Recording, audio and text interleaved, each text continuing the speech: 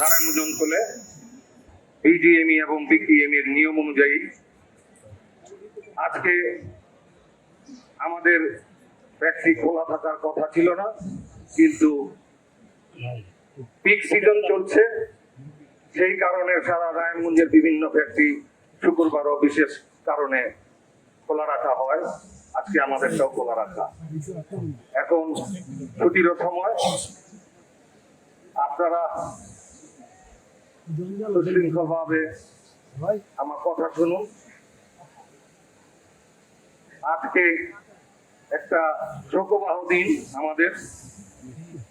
আমাদের এক ভাই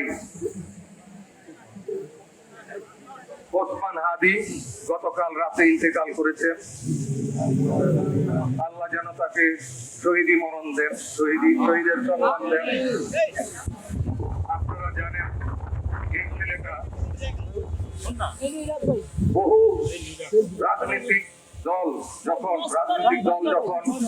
নির্বাচনের উল্টা পথে হাঁটছিলেন, এই ছেলেটা তরুণ নেতৃত্ব দিয়ে ইনকালাব মঞ্চ গঠন করে সে নির্বাচনের পথে হাঁটছিলেন। এবং গত কয়েকদিন আগে এরকমই একটি জুম্মাবারে ষড়যন্ত্রকারীদের গুলিতে আহত হন এবং এই সপ্তাহখানিক মৃত্যুর সাথে পাঞ্জা লড়ে সেই ছেলেটা মৃত্যুবরণ করে।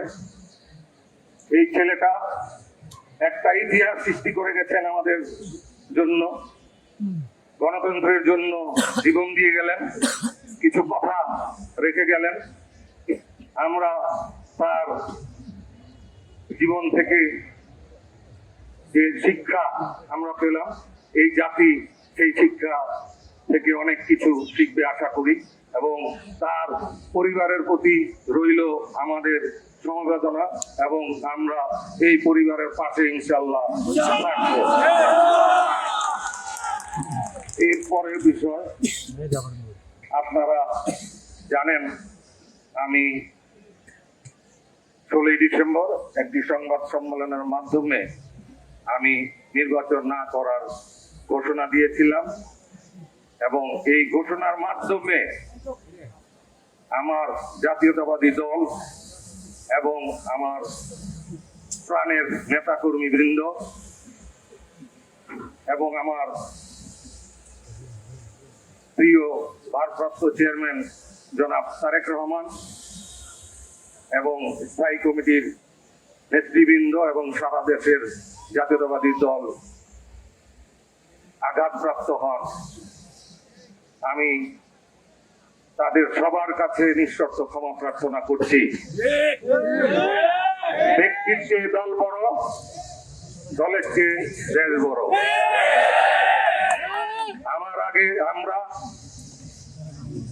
আমাদের আগে দেশ, ক্ষমতার আগে জনতা, সবার আগে বাংলাদেশ। আমি পুনরায় ব্যক্ত করতে চাই এই ভালোবাসা আপনাদের মাধ্যমে আমি পেয়েছি,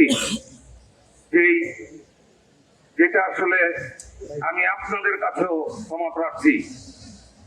ইনশাআল্লাহ আমি এই মঞ্চ থেকে ঘোষণা দিচ্ছি, ভারপ্রাপ্ত চেয়ারম্যান জনাব তারেক রহমান যেই সিদ্ধান্ত দিবেন, জাতীয়তাবাদী দল যেই সিদ্ধান্ত দিবেন, আমি সেই সিদ্ধান্তের সাথে একমত পোষণ করব।